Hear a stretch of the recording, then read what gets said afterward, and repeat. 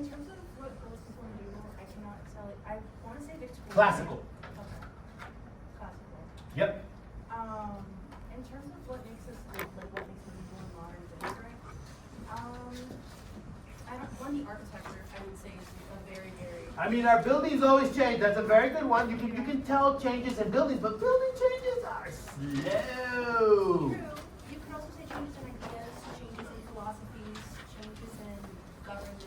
Like what? What change is so powerful that it makes us modern?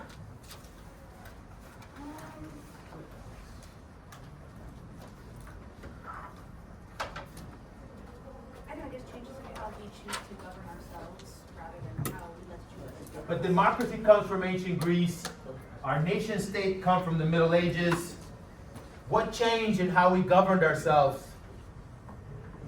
Because, okay, around 1500, the world went from medieval to modern in all the different timelines. In the English timeline, Anglophone timeline, the change is usually when Richard III is killed by, remember Richard III? He killed the princess in the tower. Any of you guys hear those awesome stories?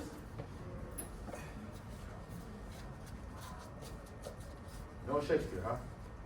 My mom loves Shakespeare. She's like, this is how the white people will recognize you as someone that they should not oppress, but rather use to oppress other people like you. I'm summarizing. You gotta know Shakespeare.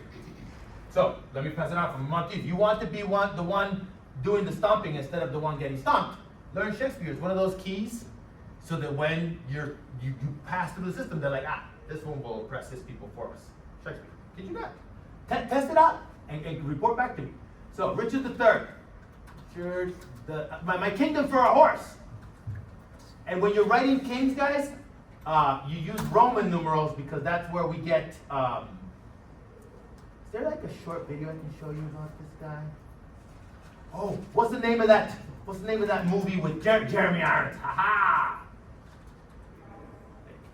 Here we go. Let's see if I can do this. Come on.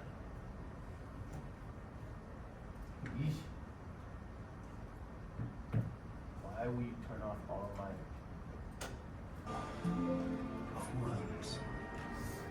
No, it's just an advertisement. You suck. Okay. I will find it for you guys. But if you want to, there is a phenomenal podcast where you can learn all of these things. It is called The History of England by David Crowther. One of the great podcasts recognized. He almost died of COVID, and he survived. And he was right in the middle of the War of the Roses. And he's made a website. I use this podcast extensively. I'm a member. I use this podcast extensively in the medieval class that I teach because he's such a great storyteller. And episode 439, recommended extremely high. But basically, in the English history, it's when Richard III gets killed by the dad of Henry VIII, so Henry VII, Tudor. In Spanish history, what do you think happens to move Spanish history and Portuguese history from medieval to modern? What happens? 1492, Christopher Columbus sailed the ocean blue. They discovered the whole world, dude. That usually will do it. If you discover the world, you'll be like, new era. But think about it. Okay? It's probably going to be your children or maybe some of you guys for the adventurous heart. The United States just finished conquering with blood and fire the whole world. Now there's one global empire. That will be a new age, right? People will start counting things differently from that time. Ta-da! Here's the blueprint. So when Europeans, which had been small and oppressed and beaten down, Sadia, who are the great enemies of the Europeans during the Middle Ages? Who are the Europeans fighting during the Middle Ages, like constantly? They're always fighting someone. So who do you think? Who are the Europeans fighting in the Middle Ages? What do you think, Sadia? Let me see if maybe this helps. Muslims. The Muslims! The Muslims, look at that! Yes. They're also fighting each other, probably more than the Muslims if we're really going to be honest. But yeah, the Muslims exploded. That used to be all Christian. Then, let me show you what happened. No. This happened. Look at that. This is the end of the ancient world, the classical world, and the beginning of the Middle Ages in many of cultures. Like when this happens to you, like this is the deep, like go read your Bible. How many of you guys have read the Bible? So you guys notice a lot of the most holy places in the Bible are places that are now extremely Muslim because of this thing that happened in the 6th century. In fact, there might be some problems around here. Maybe you've heard of them. That's how. This is, you know what I mean? Like these seeds, like it's the repercussions continue today. So when there's a moment of enormous change, this is an identity shift, right? Because what do Muslims believe that Christians don't believe? Paulo, what's the difference between Islam and Christianity? Give me one, any. I'm not completely sure, but I think it has something to do with who you think is the son of God. Nope, both sides believe that all people are sons of God. Allah means God. And they actually they recognize the prophets. A bunch of the prophets are shared. The scriptures are shared. I mean, especially the old ones. James, what's the difference? I was going to say prophet, because one's Jesus and one's Muhammad. The Islam recognizes Jesus as a prophet. Yes. Is it what the New Testament happened? Islam recognizes the New Testament is just a slight detail. But I'm pretty sure they don't recognize Jesus as the Son of God. Not in the way that you mean. Yeah. They do say, you're sure he's the son of God. We're all sons of God.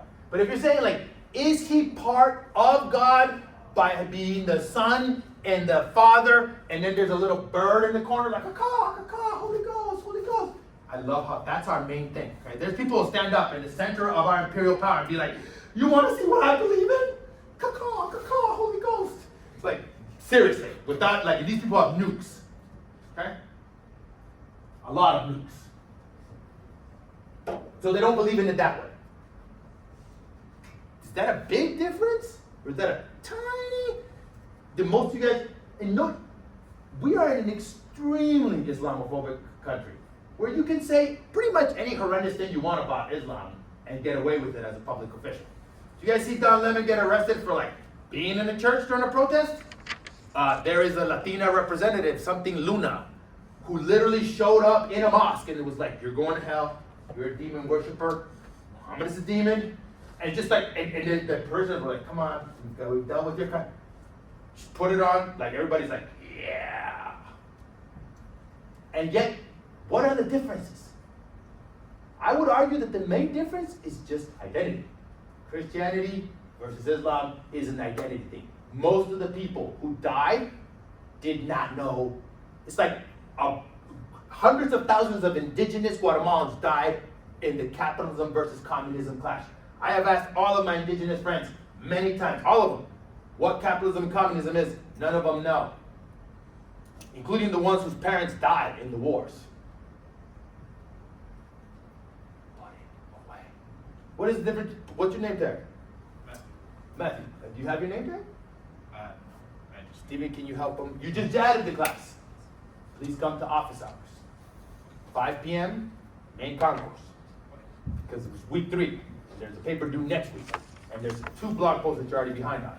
Come to office hours so I can help you, right? Good man.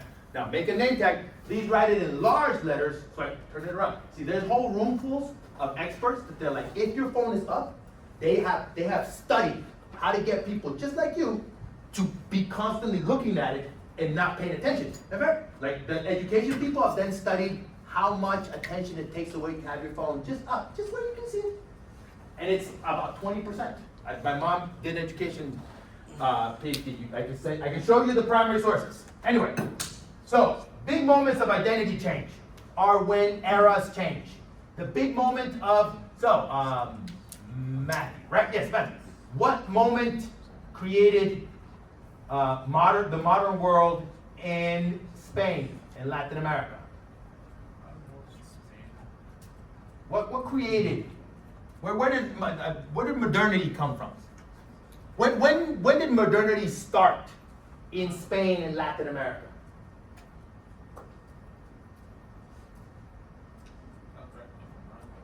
I just said it. That's why you should be looking at your phones.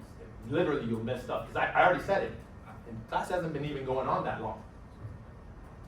Yes, Sue. When Columbus discovered. There's even a little rhyme. 1492, when Columbus sailed the ocean blue. Because that is when this became possible. Why is this not possible until 1492, Matthew? What is it a painting of? If you can't see, there's a C right there.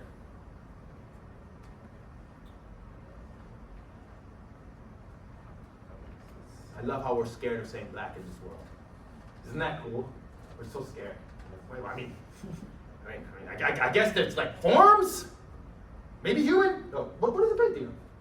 There's 3 people. What kind of people? Yeah, they're black people. Yes, they are. 3 black people. See, it's got a legend that's got a thing on top. See? So what is it from? 1599. Okay. So was there any black people in the Americas before 1492? Where do black people originate?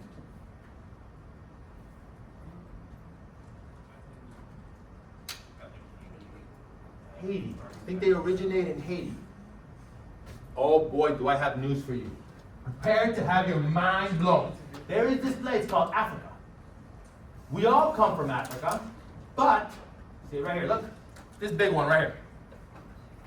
Africa is where all human beings come from, but as we moved out over the world, we developed lighter or darker skin in order to absorb sunlight more effectively, because we need sunlight so we don't get sick. That's why the doctor makes me take what is that thing, Steven? Vitamin D. Vitamin D, so that you can absorb. Okay. Did I make him run away? Yeah, it's just a bad idea to use a cell phone in my class. I will make you cry. So, where do black people come from, Destiny? Africa. So when could Africans first appear in the Americas? What's the earliest? When did the first Africans arrive in the Americas?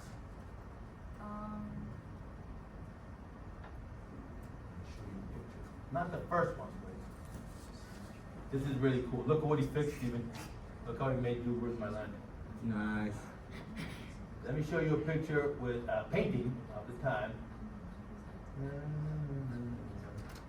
So Africans come from Africa. Black people come from Africa. Well, I mean current, because we all come from Africa. So here we go. Look at that.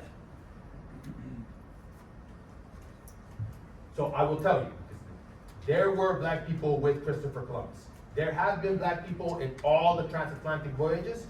Black people were an integral part of the conquest. None of the modern world could have been created without Africa. Right? Why is Africa so important in the creation of the modern world? I mean, you just have to look around the room and be like, huh. But let's say that we are blind, we're colorblind. Fine. Why is Africa so important without any reference to race? Yes, William. Isn't there abundant resources? Like, for instance, Leopold II done. Yeah, that's 300 years later. No, I mean, yes, Leopold II and his rubber plantations is pretty dark. But no, I'm talking from the very, very, very, very early, like right at the beginning. Why are black people, African people, key to the discovery, not just to every part of Latin American history? Yes, Andrew. Africa's where we started migrating.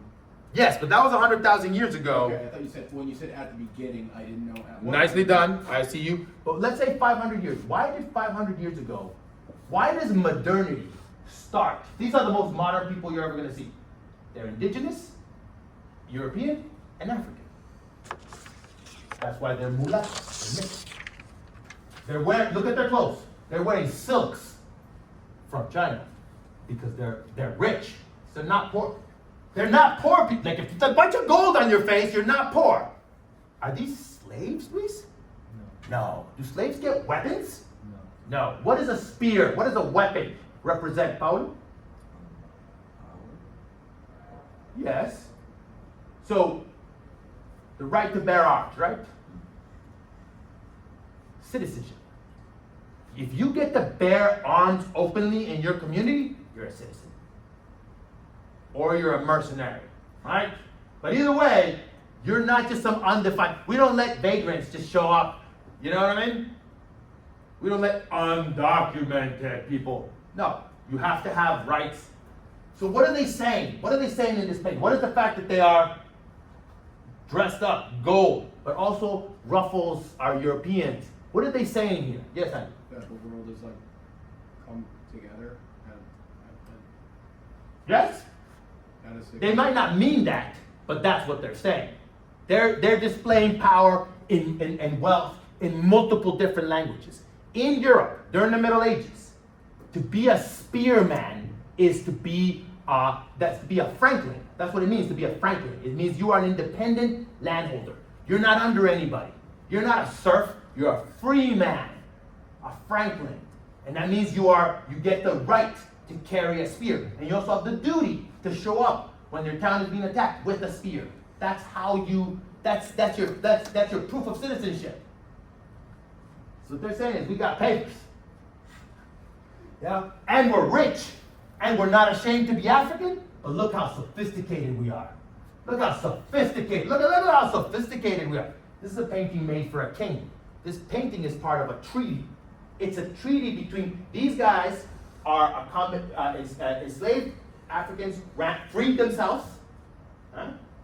They're not people who were freed by anyone. They're freed people. They freed themselves, and they made alliances with indigenous people and had children. Welcome to their children. These are mulattoes, mixed, right? And then they fought the Spanish and said, "No, you're not in charge of us." And the Spanish could not conquer them or genocide them or anything. So the Spanish, because the Spanish are smart, they're like, "All right, you guys are tough. Deal. We'll make a deal. You guys become slave catchers. We will grant you limited autonomy within the Spanish Empire." Yes. I didn't say that there's no happy stories in history. Real history is the guys who are heroes become slave catchers. And we have the account books where they would bring in the slaves for the next 200 years and turn them over for money.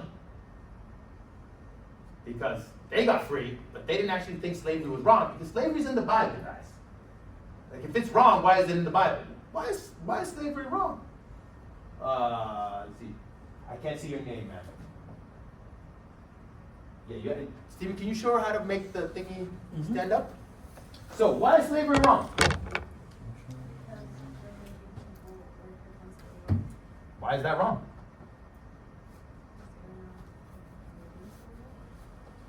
So, you're saying that freedom is necessary for someone to live a Melanie. Yeah.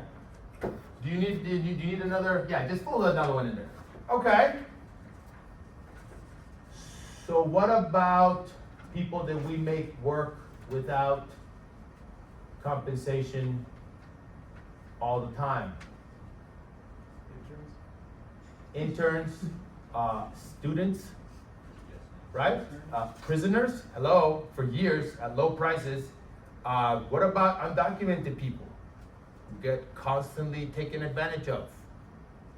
What about HB1 visa people where they get to take their passport now? Are they slaves? If it's wrong, why are we still doing it?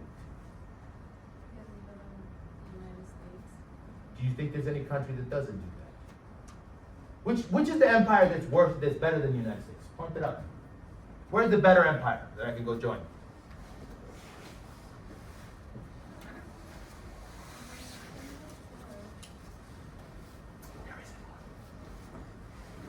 So this is as good as it gets. And and there's lots of people who are forced to work without pay. I don't think that's why slavery is bad.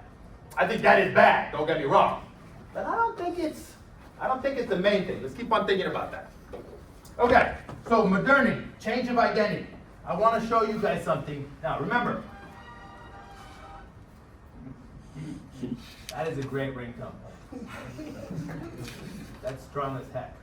So here we go. You guys have your papers, right? If we look right here, go away. If your paper is not according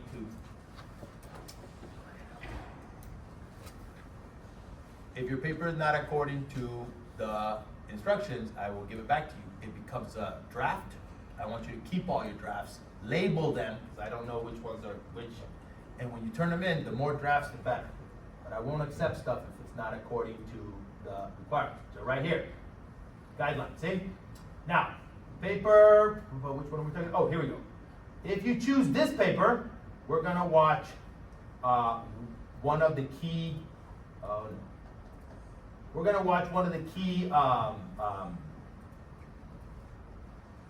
data points, one of the key arguments, one of the key theses. What is a thesis? Who knows what a thesis is? In its simplest form.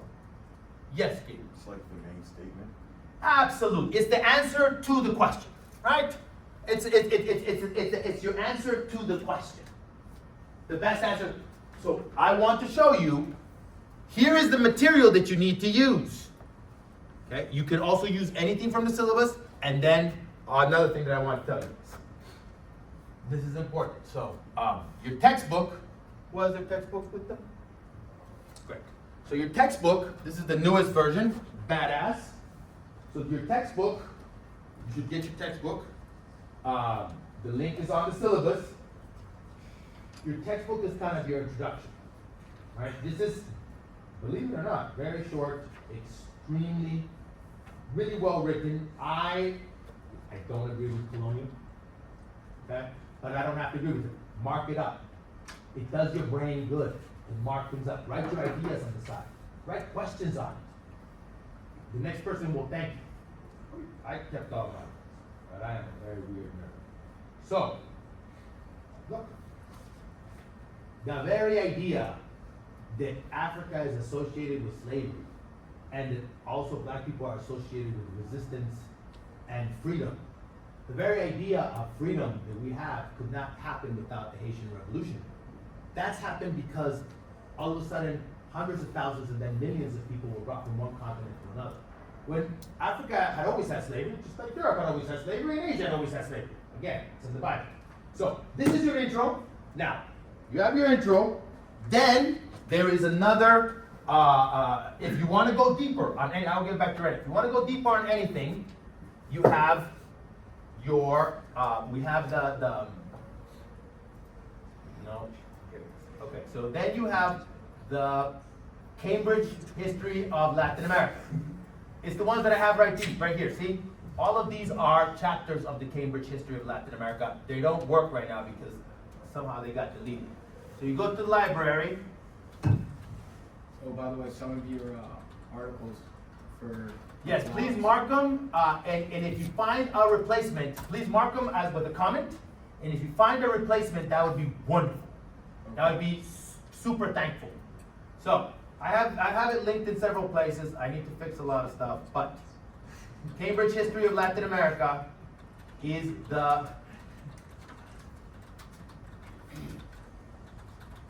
probably the most in-depth, multi-volume examination of Latin America that exists in the world. There is a version in our library here. There's another version in stores if you like them in paper, but they're also full text available. So this is your introduction. This is your, then you want to go deeper. Cambridge History, the best written by specialists. It covers everything up to the 1990s, which is as far as we're going. Okay, so now you have this, you have the Cambridge History of Latin America, plus your textbook. You want more color and information. All the stuff that I have put together here. Okay? So, for example, who listened to The People of the Sun, The Conquest of Mexico, Part 1? What do you think? What do you think about it, William? I thought there was very interesting stories, but I also, the main thing that I got from it was how violent it was. Yeah. For instance, there was a story of not. There's a few stories that kind of reminded me of a fable as a. What do you mean a fable? One of the short story, but it's a lesson behind it. The man, one of the stories was miscommunication between. I keep getting which two groups. The names are hard. It's when they give the daughter, and the daughter. What happens to the daughter? The daughter gets basically skinned alive, and it's brought to. But what is it? Why? They thought it was an honor. Yes. So there's. So do you think that that's true? That's a question right there. Steven, how do I make it bigger so they can read the quotes? Yeah, because so it's a very violent. Like, are you convinced that these were cannibals? This is a huge fight among academics. Some are like, no, they loved everybody and they wanted to hug. And then the bad Europeans, so bad. And the Europeans invented all the cannibalism stories in order to genocide people because they love that. The humans are very violent in general, so I wouldn't put it. So the indigenous people are not like nice people? Yeah. I mean, no one's. They're just people? Most humans are just people. So. Almost all of them, right? You could even say all I mean, people all people are people. If What they- about women? They're also people. Are they people too? Dang. That's it. So not all men created, all people are created equal? They have the potential to commit great acts of violence or the chance. Or civilization? Yeah. Yes. So the amount of evidence that there is about cannibalism is enormous. If you want to hear in depth the evidence about cannibalism, can you pull up the new tab, Martyr Made, How to Serve Man. I recommend very highly the Martyr Made podcast, How to Serve Man, like martyr made. Yes, there you go. Yeah, like martyr, not like, yeah, there you go. So go to the web page instead of the Apple one. You just go to the web page. No, sweetheart, it says you put it. Look, click on the Martyr Made one. There you go. There you go, Martyr Made Podcast. There you go. So he goes into depth on the primary sources. Tells you where he got the primary sources. Reads the primary sources to you. Does being cannibalistic make you less of a person? Brandon, can you also hook Brandon up with a name tag paper? Brandon, is being a cannibal, like if you are a part of a cannibal society, do I have the right to conquer your ass and Christianize you, but good? I mean, I wouldn't say so, but I just don't think that like cannibalism is the right thing. Like, I just, I don't know. But what if some other people are doing stuff that you don't think is the right thing right in front of you? Shouldn't you Christianize them? Yeah. Stop that. See, there in front. You stop being so people. Well, that's not right there. You see that kind of like? Cause what if I see someone being dragged out and they're gonna say, it's like, no. I would feel really like I want to help. I hope I won't just be like, well, sucks for you, buddy.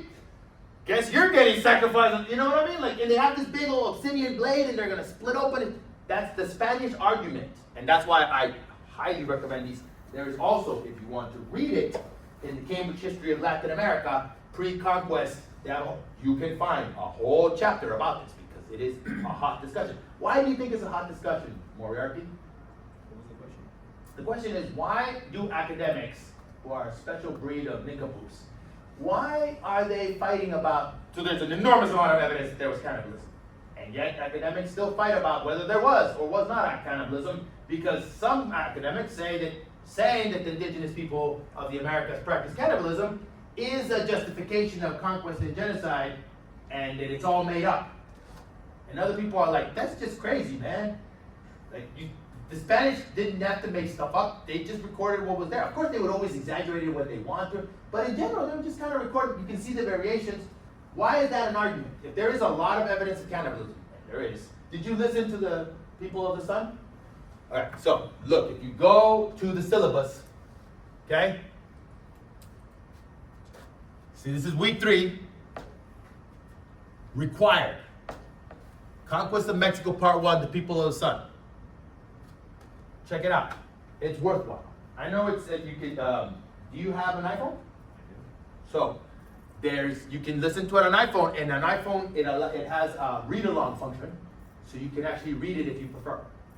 Or you can just listen to it while you do other stuff. And then, did you do your question for this week?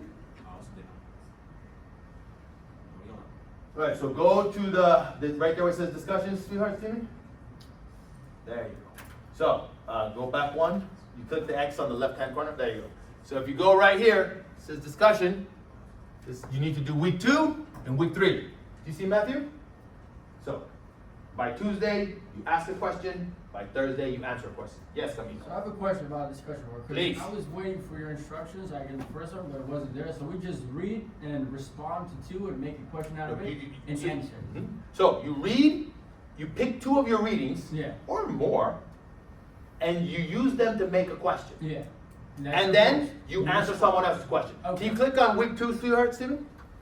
Let's find one that has, now in your question, you should, see how Paulo does this, see how it tells me right here? See what I mean? This is really nice. Because he is telling, you should all do this, it says so in the instructions. You have your question, and then you have what are your 2 readings. So when I'm answering your question, if I want to read them, if I haven't read them, and I'm like, damn, that sounds interesting, right there. The idea is to facilitate collective learning as much as possible. Does that make sense? Yeah. So every week is the same thing. Every week is find 2 readings that Okay. harmonize in your brain, Okay. ask a question, read other people. Now, do not ask the same question that has already been asked by other people. So if you wait a long time, or if you're coming in late like Matthew, you should read through other people's questions and make sure you're asking something original. Yes, Paul. So if the So please tell us about this. This is beautiful. This is beautiful and perfect. so I did the BBC podcast, the Inca Gold Llama one. Isn't it cute? It's only 15 minutes. It has a little pee-pee, so if you're into that. And then I did what was the other one? I forgot because I switched. The beginnings of civilization in the Andes, the mounds of Norte Chico. Oh right. So because the Incas are from the Andes. Yes, and then it turns out that this is why these are so cool, because this is right as the Spanish are coming. Literally as the Spanish are coming. And this is 2,000 years more. How far back is this? Steven, can you click on the beginning of civilization in the Andes? Let's see, because they keep on moving it back. They keep on finding older and older stuff. And Patrick Wyman has a phenomenal book called The Verge that I absolutely love. Yeah, just put it in there, it'll pop up. There you go, beginning of civilization in the Andes. See, if you go to Apple Podcasts right there, yep. His podcast called Tides of History. I don't know if it works here, but when you play it on your iPhone, you can also read along. So, great. Can we go back to Paulo's question, please, Steve? So what's your question? Now that I think about it, I don't think I did a question. I think I just summarized both of them. I thought I saw a question. There is not. One comment I did see. So okay, so we can make a question. You say, between the 2 there seems to be one common idea, this being that there seems to always be one central push factor that helps civilization during this time to explode. In the case of the Inca, you had the Llama. In the case of Norte Chico, you had the expansion of complex dependent civilization based on different environments. So we have agriculture, right? We have the invention of agriculture. Why is agriculture an important part of civilization, Matthew? Agriculture is pretty much the backbone of civilization. Why? What is civilization? What is the word? Here's another term. You should always look at the word. What does civilization come from? Where does the word come from? Civitas. Which is, what is that? That's Latin. So what does civitas mean in English? Precise definition. No, you just, whatever comes up, come on. If you knew everything, you wouldn't be in a class. You're a student. Right. This is like, throw yourself off the bridge. Flap your arms on the way down. I got you. Okay. So civilization, city, right? Like civics. You study a civics class. That's a civilization class. Civics, civilization, like what it means is the ability to live in a city under the law. You know what I mean? You're not just a bunch of insane. So you put this on your name tag, one sticker, and every sticker counts as 1 point since you're getting bullied today. You get 1 net point at the end of the semester. At the end of the semester, you give me your netting tag, however many points you have, that I add to your score. So it's just a plus. You can't lose, you can only win. So civilization is the ability to live in cities in complex society. That is what city means. So you have agriculture, and then you have the llama, and so you could talk, you could ask like, how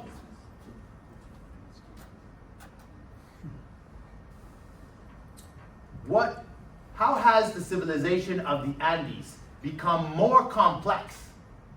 What new abilities have the civilization of the Andes developed between the time of the Norte Chico and the Gold Llama? There's a question. See what I mean? But it's already kind of in there. You see what I mean? That's the thing about writing. That's why this is a W class. A big part of what we're trying to do here is to get feedback. So what's your question for week 2? Melanie. Yes. Steven, can you find Melanie's question? Did you do week 2? You did? Great. Good. So there's Melanie. Okay, so you have it cited here. Beautiful. You can just also it's easy just to put the links. You know what I mean? Just so that in case somebody else wants to find it, it's as easy as possible. Great. So please make it big, Stevie, so she can see. Oh, and show the replies. See? Look, someone did a reply. Yay! Look at you guys. Victoria. Where's Victoria? There you go. So, what did you, so let's have, no, don't, yep. Steven, what did you do? I'm harassing you, there you go. No, we were on Melanie, and then Victoria had answered. See, there you go, right there. Okay, so go ahead, Melanie. What was your question? By the way, remember in the syllabus it says, come ready to lead discussion on your question.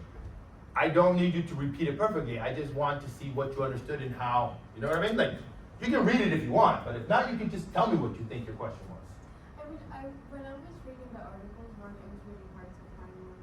So which one were you reading? I did the ones for climate change, and then I did the video where it showed like the growth in population. Right, you have America's colonization. Again, I don't like colonization, but fine.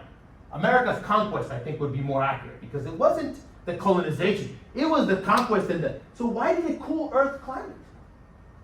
Because of all of these diseases that killed the natives in the Americas, and like after they passed away, like the nature basically took over. So they killed, so the diseases killed everyone. Yeah. To the point where the forests came back. You see the Amazon, guys?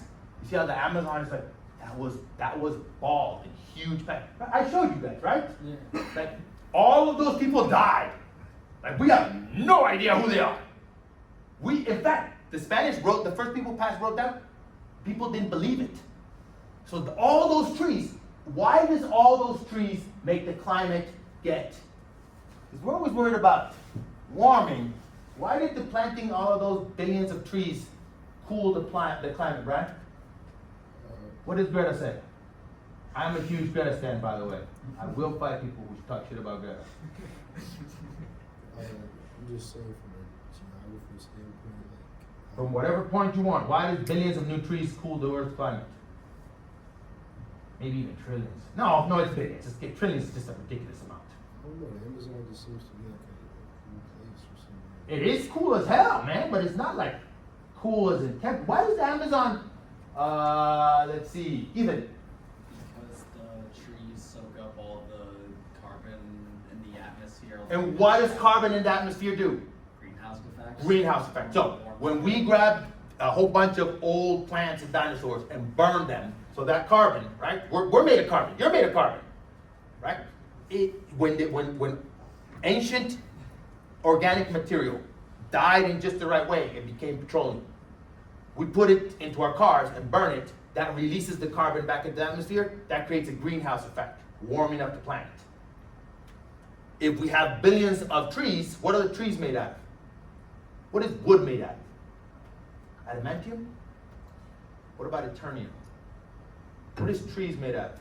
Cellulose. What are trees made of? Wood. Carbon. It's also carbon. That's why you can burn it.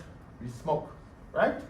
So you pull all that carbon out of the atmosphere, you're going to decrease the temperature because the greenhouse gases are going to go down. That's why if we cut down all the Amazon like we're doing right now and burn it, the temperature goes up. So We have, what that information tells us is that we have a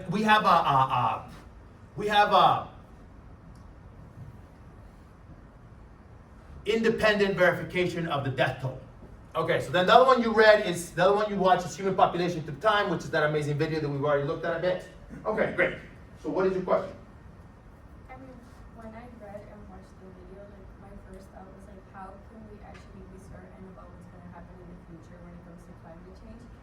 Because have you seen the watch that they have in New York, around the New York Times that we have? I love all the, we can predict there's so many minutes, seconds to midnight. I'm like, guys. Okay. Yes, we can, please, go ahead. No? So that's the first thing that came to mind because it's like, when COVID came around, nature kind of like went back to its quote unquote normal state since we were all locked up and we couldn't really destroy it per se. Yeah. So it's like how Nature was like, time out! Ah! Yeah, not normal state. We only gave it a little while. Then we're like, back to killing the whales. Here we go, baby. Get those oil tankers back in the ocean. Yeah, I mean, for a little break, Yeah, so it's kind of like how can we actually predict what's going to happen in the future when it comes to climate change? Because again, we couldn't have ever predicted that COVID was going to happen and we were going to be locked up. I mean, no one predicted this. No one. Like, there was lots of smart people during the Middle Ages. None of them. Okay, answer. Victoria. So that's basically what I answered. We can never be certain. There's no ways that you can tell it because there's so many factors that can affect the climate. So Beautiful. Now, counter argument, Destiny. Can you make a counter argument? Can you kind of make a counter argument to Victoria? Because she's saying you can't predict. She's saying, how can we predict? She's saying, you can't. There's just too much complexity. But, look at this. Could you make a counter argument? Welcome, everyone's welcome to come in. Because, okay, let me give you some more. If we saw that billions of trees being planted by other trees because the humans all die, and COVID, immediately nature started to come back. If we all drop dead, the plants would take over, suck carbon out of the air, and Earth climates would cool off. So isn't that an ability to predict? So I could make a counter argument that says, maybe in the small, short term I can't predict, but in the long term, I can predict sure as hell. You burn all the forests, you're gonna die. What do you think, Gabriel? But my thing is, you can't say like if all humans die, nature will come back. It's not a prediction. It's more just like an actual statement. It's got an if in there. What If all humans die. if? But yeah. Or that's 95% of them. I'll take 95. That's less of a prediction and more just like, oh, you know, it's just gonna happen. Okay, I see what you're saying, William. To answer your question, it is trillions of trees. We went from about 6.2 trillion to about 3 trillion since what happens. But there's a Harvard. That was beautiful. What are the numbers again? 6.2 trillion is about roughly around 3 trillion. But the thing is, there's a Harvard study that said, look, if we wanted to all live like Americans, how we eat, how we consume, that what they Like said. USians, because Americans, like the Bolivians, consume less than us. Although they all want to live like USians. What they wanted to say was, if we all want to live like Americans, how we eat, how we consume research, or consume resources, what they found was we at most could have at least 400 million people, 350 to 400 million people. So we're right there. Well, in total. In the Americas? No, In the US? Total. In the, The oh. entire world would have to have 400 million people if we all want to live like Americans. The problem is more and more people, such as in developing countries, are wanting to live like Americans. Yes, everyone wants to have 2 cars. Everyone. So look at this. This is great. That is phenomenal. Did you already get a sticker today, right? No. No, there's one. Please. That is damn, that is beautiful. If you can put as a comment on the syllabus that article, I would love that. Yes, you are right, exactly. So I want to show you guys the okay, can we go to the apparatus? So my explanation, it's at the beginning, yeah. My explanation of how things work and how we can, not how we can predict, but how we can explain and understand change over time. Because right now we're trying to understand how medieval Europe changed when it came into contact with the Americas. When when it created the Americas, along with the indigenous. When the indigenous, the Europeans, the Africans, and to a degree the Asians, remember that they're dressed in silk, the mulattoes of Esmeralda. Esmeralda's still there. You can go and meet people there. The descendants, they're still there, very proud of themselves. They have forgotten that they were slave catchers for 300 years ago. Because none of us remember the bad things we do. We're always the good guys in our stories. Everybody's the good guys in their stories. Like, notice, cowboys, yeah! You mean the genocidaires? The indigenous people to the south, they're not there anymore. And we have the posters where they were like, so much money for a piece of body, cut off their hair, or a hand, and we'll give you money. So, are cowboys freedom fighters, or are they genocidaires? Okay. So, my explanation, all human complexity, because this is an equation, it's not a very good equation, but it's the best one I got, and I'm always dying to hear your ideas about how we can explain human complexity. My argument, complexity, no matter where you find it in human society, depends on identity. Okay, but if your identity is, what's a terrible identity right now that no one wants to stand on? Sadia, what's an identity that no one will stand on in the US? There's many of them, but which one, what first comes to mind to you? Something that people do, but nobody wants to say that they're one of those.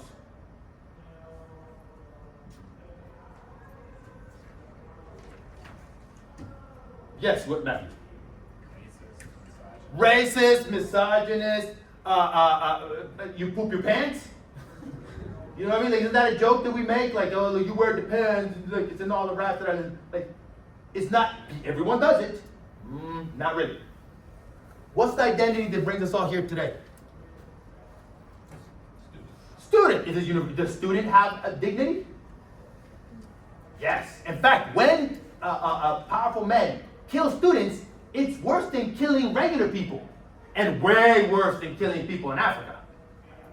Right? In fact, even killing students in Africa is worse than just killing regular people in Africa, because students are considered like a protected class. But student is just an idea, right? Because what makes a student, Rafael? Someone that learns. No, what makes you a student? Oh, me? Yes. I'm in university. So you believe you are. You come here and you think you are, and you do some paperwork and you get a little piece of plastic and now you are. You see what I mean? That's an identity that you can choose.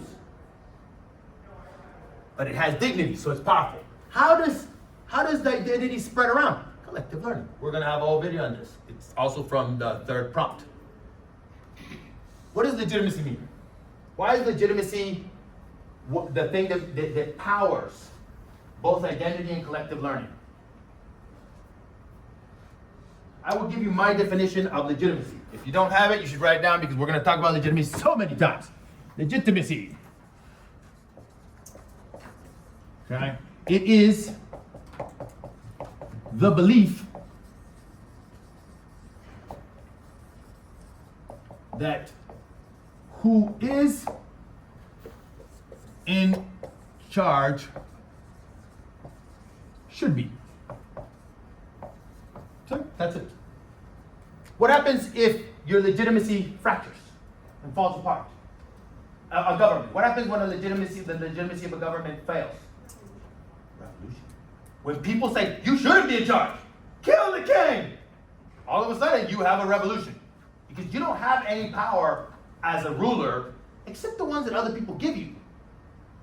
Like Saddam Hussein, Stalin, like everyone that you might want to look at, like they're just a person. They're not like holding a whole country in thrall because they have like Thanos powers.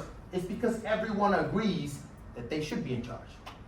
That's why legitimacy, same thing for a university. Like why do you follow the forms that the university gives you? Because you all agree that the people who give you the forms should be in charge. Right? You can fight it if you want. There have been people throughout history who have fought it. Yes, William. In week 3, I answered basically kind of a similar question with it. Oh, great. What is your question? Well, it was sort of like I'm thinking about just the idea of what it was, but basically with legitimacy, the Aztecs, once I think just Europeans in general, once they come in, they were thinking that they were gods, that they were something above, and the local government gave them the legitimacy. Okay. So if you look at the syllabus, there is an article there that is one of those. This is the only article that I have carried over from my. There's a lot of books, but the only article that I carried over from grad school is one that is called "Burying the White Gods," and it basically looks through the evidence for. Did the Europeans think they were gods? Did the indigenous people think the Europeans were God? And when you look, unlike cannibalism, which has mountains of evidence, that actually has no evidence till about 50 years later when it becomes a big narrative. So, maybe. But that's not the main thing. A paramount humans breeding, crash course, Mata Moses, which you see how Europeans have viewed these two regions.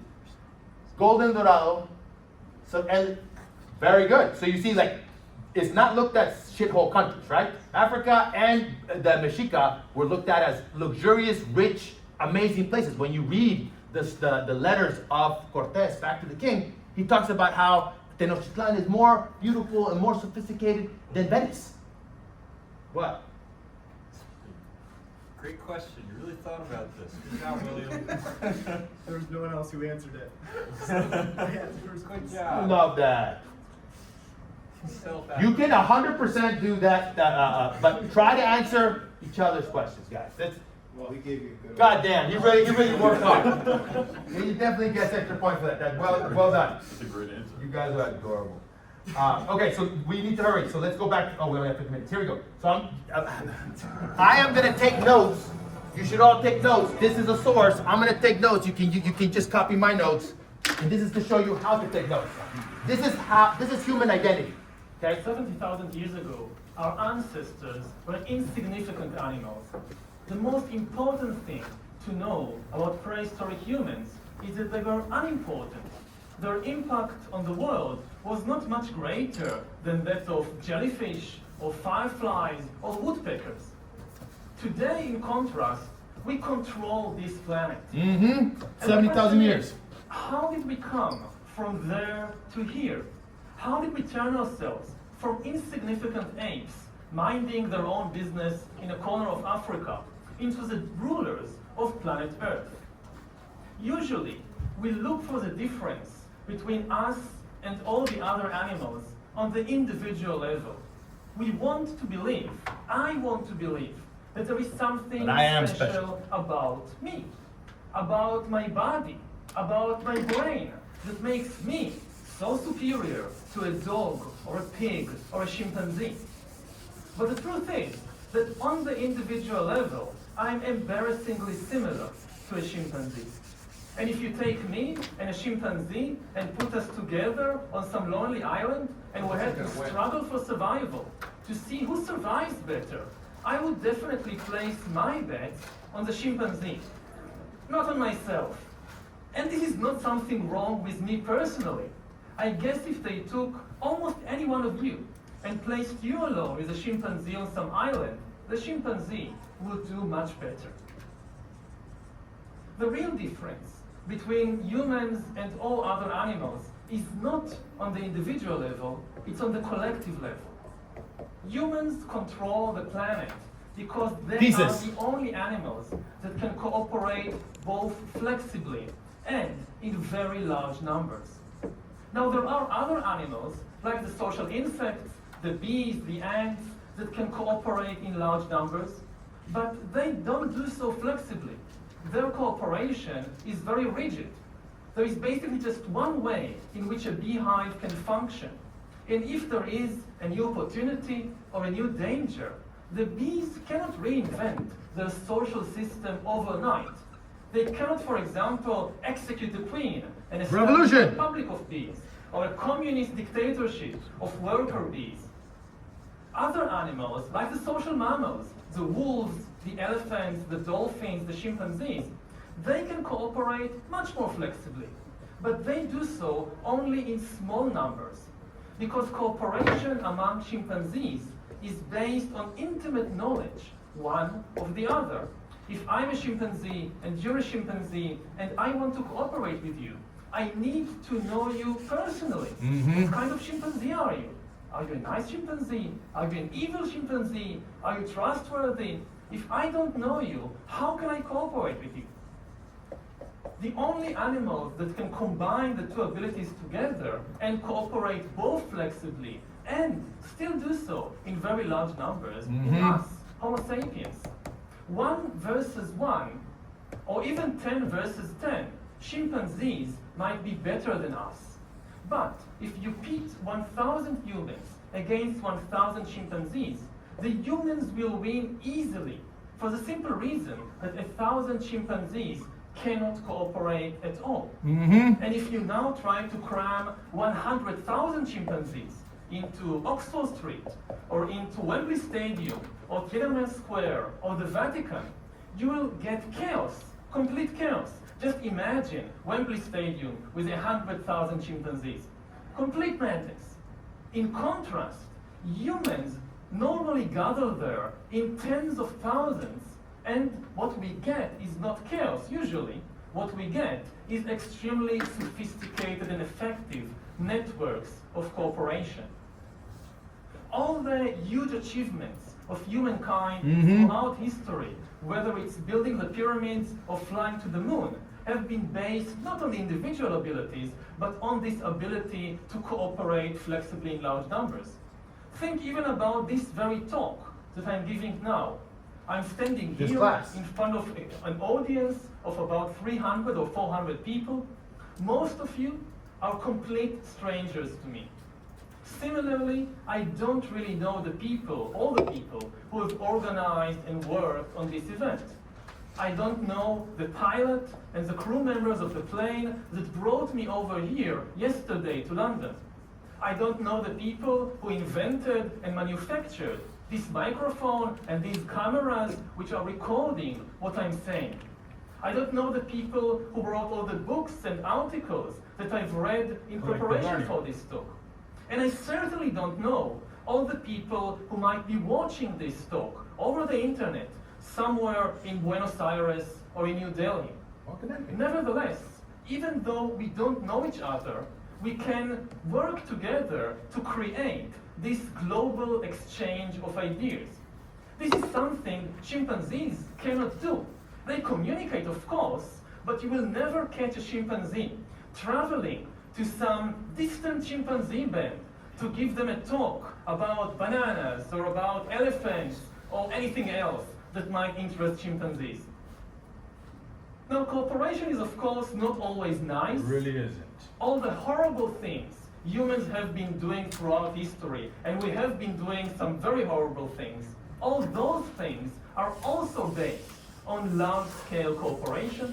Prisons are a system of cooperation. Slaughterhouses are a system of cooperation. Concentration camps are a system of cooperation. Chimpanzees don't have slaughterhouses and prisons and concentration camps. Now suppose I've managed to convince you perhaps that yes, we control the world because we can cooperate flexibly in large numbers. The next question that immediately arises in the mind of See how he's structuring his paper? is how exactly So then, do we do it? okay, so how? What enables us, alone of all the animals, to cooperate in such a way? The answer is our imagination. We can cooperate flexibly with countless numbers of strangers because we alone, of all the animals on the planet, can create and believe fictional stories. And as long as everybody believes in the same fiction, everybody obeys and follows the same rules, the same norms, the same values. All other animals use their communication system only to describe reality. A chimpanzee may say, look, there is a lion, let's run away. Or look, there is a banana tree over there, let's go and get bananas. Humans, in contrast, use their language not merely to describe reality, but also to create new realities. fictional Identities. realities. A human can say, look, there is a God above the clouds, and if you don't do what I tell you to do, after you die, God will punish you and send you to hell. And if you all believe these stories that I've invented, then you will follow the same norms and laws and values, and you can cooperate. This is something only humans can do. You can never convince a chimpanzee to give you a banana by promising him that after you die, you'll go to chimpanzee heaven and you'll receive lots and lots of bananas for your good deeds. So now give me this banana. No chimpanzee will ever believe such a story. Only humans believe such stories, which is why we control the world, whereas the chimpanzees are locked up in zoos and research laboratories. Now you may find it acceptable that yes, in the religious field, humans cooperate by believing in the same fictions. Millions of people come together to build a cathedral or a mosque or fight on a crusade or in a jihad because they all believe in the same stories about God and heaven and hell. But what I want to emphasize is that exactly the same mechanism underlies all other forms of mass-scale human cooperation, not only in the religious field. In education. Take, for example, the legal field. Most legal systems today in the world are based on a belief in human rights. But what are human rights? Human rights, just like God and heaven, are just a story that we've invented. They are not an objective reality. Nope. They are not some biological effect about Homo sapiens. Take a human being, cut him open, look inside, you will find the heart, the kidneys, neurons, hormones, DNA, but you won't find any rights. Nope. The only place you find rights is in the stories that we have invented and spread around over the last few centuries. They may be very positive stories, very good stories, but they are still just fictional stories that we've invented. The same is true of the political field. The most important factors in modern politics are states and nations. But what are states and nations? They are not an objective reality. A mountain is an objective reality. You can see it, you can touch it, you can even smell it. But a nation or a state like Israel or Iran Mexico. or France or Germany, this is just a story that we've invented and became extremely attached to. The same is true of the economic field. The most important actors today in the global economy are companies and corporations. Many of you perhaps work for a corporation, Corporation like comes from Google cooperation. or Toyota or McDonald's. What exactly are these things?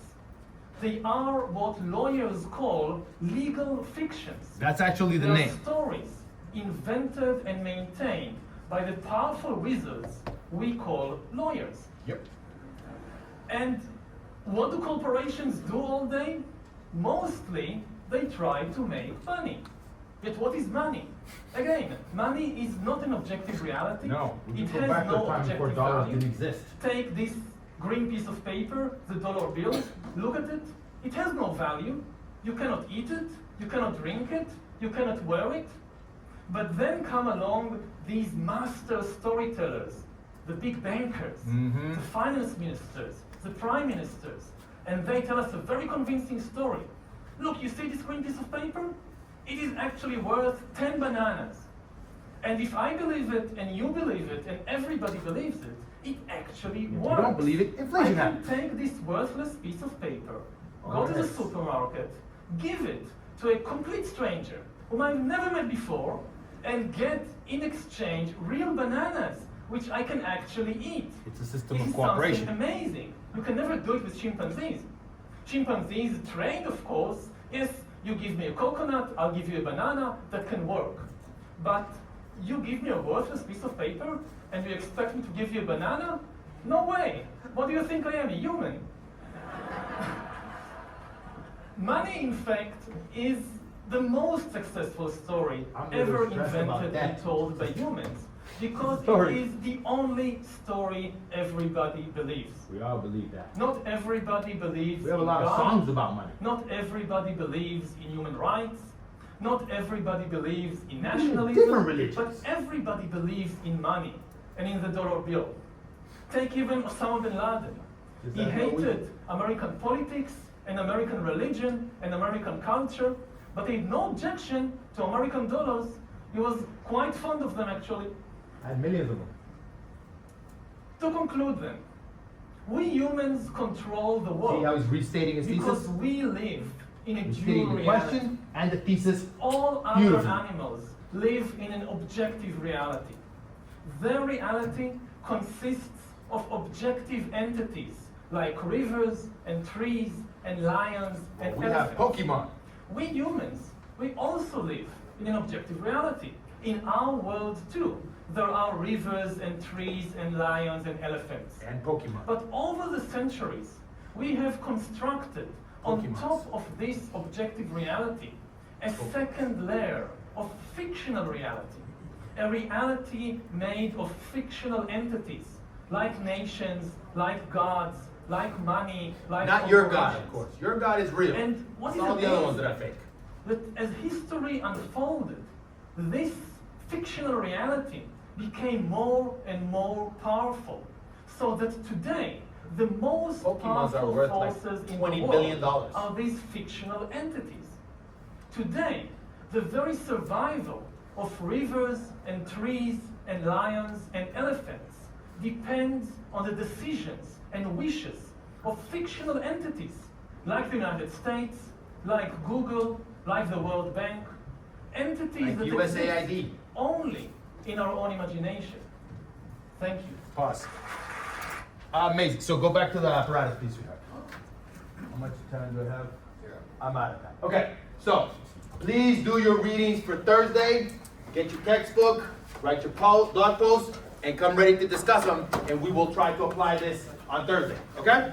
Yes, sir. Papers due on Tuesday or Thursday? Thursday. Next week, Thursday. I might move it back to some people just join and I want them to have a better idea. But act like it isn't, and you will never be surprised. Office hours at 5 p.m. outside. I just want to apologize.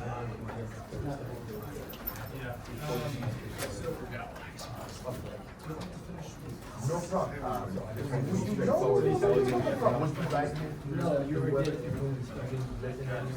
I'll be sitting in an airport. Perfect. Yeah. Signature, can we set up your computer next time? I have the computer with me. Yeah. Is there gonna be a quiz or anything? We'll have your first paper. Okay, so, and then with the stuff that's That's next week. next Thursday, so nothing, Tuesday is just a blog. post. Just a blog. Fantastic, thank you so much. No problem. You have a great one. You too, man. Thank you, thank you. Okay, so I will put on my computer so that you guys can log in and that way you'll do the class. And yeah. You can still participate. No problem. Are you the one that asked me for the? I love dinosaurs. Some people need them. Some people don't. You didn't go to class. You already get your, if you want, this one is, it's from several of the papers, and you can work on, if you're interested in library, legal history, any of that stuff. No, it's definitely. The other one is texture. This one is only recommended, this one